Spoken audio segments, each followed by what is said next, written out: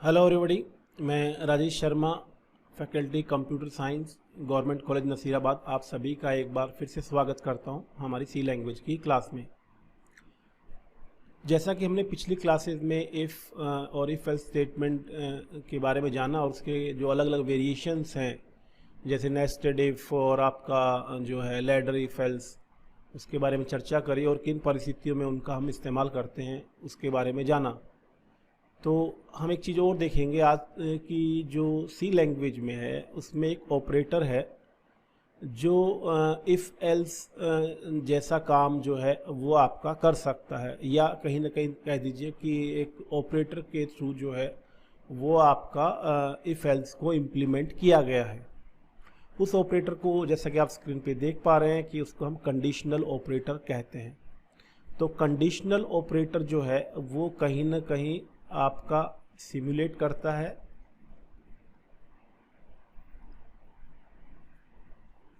सिमुलेट्स if else. Simulate करने का मतलब किसी दूसरे के जैसे बिहेव करना।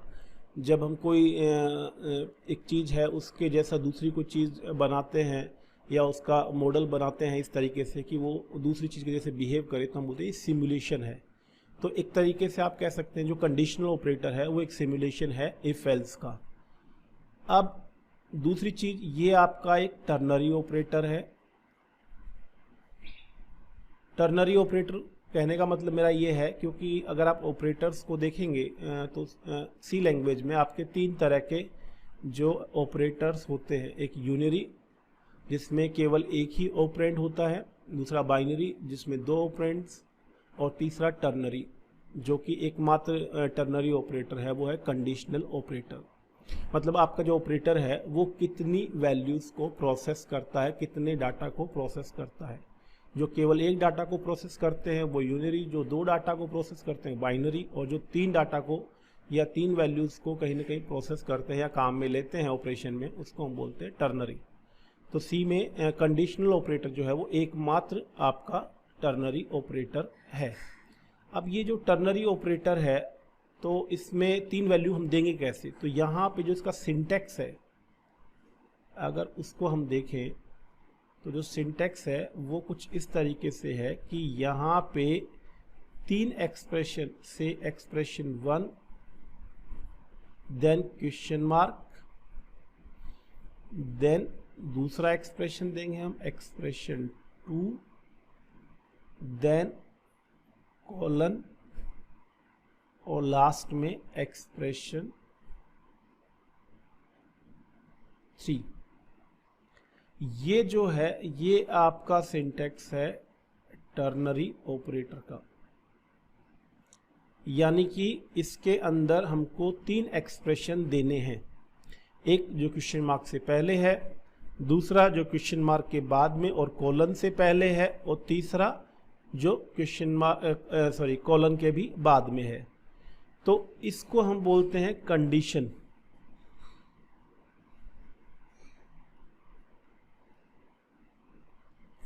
इसको कंडीशन कहने का मतलब इसलिए है क्योंकि इसका जो एग्जीक्यूशन है वो कुछ इस तरीके से होता है कि अगर ये जो कंडीशन है, अब कंडीशन मतलब ऐसा कोई भी न्यूमेरिकल एक्सप्रेशन जिसका रिजल्ट ट्रू या फॉल्स में आता हो, या यूँ कहीं सी लैंग्वेज के हिसाब से ज़ीरो या नॉन ज़ीरो होता हो। तो अगर ये कंडीशन जो है अगर आपका क्या होगी, या तो ट्रू होगी, ट्रू का मतलब नॉन ज़ीरो वैल्यू, मतलब आपका सबसे पहले टर्नरी ऑपरेटर जब भी आएगा उसमें जो कंडीशन वाला पार्ट है, या यूँ कहिए एक्सप्रेशन 1 जो कि आपके क्वेश्चन मार्क से पहले, उसको इवेल्युएट किया जाएगा, और वो या तो नॉन ज़ीरो हो जाएगा या ज़ीरो हो जाएगा, दोनों में से एक ही बात होगी। अगर वो नॉन ज़ीरो हो गया तो उसको ट्रू कहा जाएगा, और अगर वो ज़ीरो हो गया तो उसको फॉल्स कहा जाएगा। अब अगर वो ट्रू है, ठीक है, अगर मान लीजिए इसकी वैल्यू जो है एक्सप्रेशन 1 की वो आ रही है आपके नॉन ज़ीरो यानी कि ट्रू, तो आपका देन आपका एक्सप्रेशन 2 इज एग्जीक्यूटेड, तो आपका एक्सप्रेशन 2 जो है वो एग्जीक्यूट किया जाएगा। और अगर वैल्यू क्या आती है, फॉल्स आती है, देन आपका एक्सप्रेशन 3 जो है इज एग्जीक्यूटेड। यानी ये इफ एल्स के जैसे हो गया। जैसे अगर आप इफ में अगर इसको लिखना चाहें, अगर यही चीज मैं दिखाना चाहूं कि अगर इफ में होती तो किस तरीके से लिखी जाती, तो ये होता कि इफ के अंदर आप एक्सप्रेशन 1 लिखते जो कि काम करती कंडीशन का,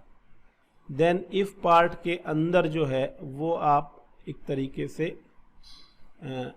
अगर ये ट्रू है तो यहाँ पे आप एक्सप्रेशन 2 लिखते जो कि इवेल्युएट होता, और एल्स एक्सप्रेशन 3। तो ये जो इफ है, अगर मैं इफ एल्स इसकी बात करूं तो आप देख सकते हैं पिछले लेक्चर्स में जैसे हमने चर्चा करी कि अगर ये ट्रू है तो ट्रू होने के केस पे आपका ये जो इफ वाला ब्लॉक है वो एग्जीक्यूट होता है, और फॉल्स होने पे ये आपका एल्स वाला ब्लॉक एग्जीक्यूट होता है। तो इस प्रकार से अगर ये इफ एल्स होता तो वही होता कि जैसा कि आपका यहाँ टर्नरी ऑपरेटर में हम बात कर रहे हैं कि एक्सप्रेशन 1 अगर जो कंडीशन है वो अगर ट्रू है तो ये आपका इवेल्युएट होगा या एग्जीक्यूट होगा, और अगर फॉल्स है तो आपका ये, तो वही अगर मगर वाली एक सिचुएशन जो है वो आपकी इसमें बन जाती है, जो कि हम जनरली इफ एल्स में जो है वो हम इम्प्लीमेंट करते हैं। अब अगर मैं एक एग्जांपल बताऊं कि जैसे 2 नंबर हैं, उनमें से हमको बड़ा नंबर जैसे प्रिंट करवाना है, तो वो हमने इफ एल्स में भी देखा और यहाँ पे भी हम देख सकते हैं कि किस तरीके से वही चीज हम जो है वो टर्नरी ऑपरेटर से भी करवा सकते हैं। मान लीजिए आपके पास जो 2 नंबर हैं उनको कोई नाम दे देते हैं, से ए और बी, और फिर हम देखते हैं किस प्रकार से हम उसको बड़ी वैल्यू को प्रिंट करवा सकते हैं। तो मैं अभी पूरा प्रोग्राम नहीं लिख रहा हूं। मान लीजिए 2 नंबर हैं ए और बी। अब इसमें से बिगर निकालना या लार्जर जो भी है, larger of A and B, उसकी वैल्यू प्रिंट करवानी है। तो हमने इफ एल्स में कैसे लिखा, इफ अगर इसको लिखने जाएंगे तो लिखेंगे ए ग्रेटर देन बी, अगर ए बड़ा है बी से, और अगर ये सही है ट्रू है तो हम क्या चाहेंगे कि प्रिंट एफ %d और ये ए की वैल्यू प्रिंट कर दे। और अगर ये फॉल्स है यानी कि ए बड़ा नहीं है बी से, तो प्रिंट एफ %d बी की वैल्यू प्रिंट कर दे। तो इस प्रकार से जो है वो इफ एल्स जो है वो हम यूज तो ले ही सकते हैं, और इस प्रकार के कोड हमने जो है पहले के वीडियोस में देखे हैं। तो इसकी जगह अगर आप टर्नरी ऑपरेटर लेने जाओगे तो बस यही करना है कि ये आपके आएगा एक्सप्रेशन 1 में, ये चला जाएगा इफ का जो ट्रू ब्लॉक है वो चला जाएगा एक्सप्रेशन 2 में, और ये जो है ये चला जाएगा आपका एक्सप्रेशन 3 में। यानी कुछ नहीं करना है, टर्नरी ऑपरेटर लेना है, इसको एक्सप्रेशन 1 की जगह, इसको एक्सप्रेशन 2 की जगह, और इसको एक्सप्रेशन 3 की जगह, यानी कि A greater than B question mark print f, ये जो एक्सप्रेशन 2 की जगह %d, और ये हमने ए की वैल्यू प्रिंट करवा दी, और कॉलन ये आपका प्रिंट एफ %d, और ये हमने बी की वैल्यू प्रिंट करवा दी। तो अगर ये ट्रू है तो ट्रू होने पे यानी आपका ये वाला ब्लॉक जिसमें ए की वैल्यू प्रिंट होगी, और अगर ये फॉल्स है तो आपका ये वाला ब्लॉक फॉल्स होने के केस में, यानी कि अगर वैल्यू आपने दी 5 और 10 से ये ए में ये बी में, तो क्या आएगा आपका आंसर इसमें, ये ए ग्रेटर देन बी जब चेक होगा कि 5 ग्रेटर देन 10, तो 5 ग्रेटर देन 10 जो होगा वो क्या होगा आपका फॉल्स,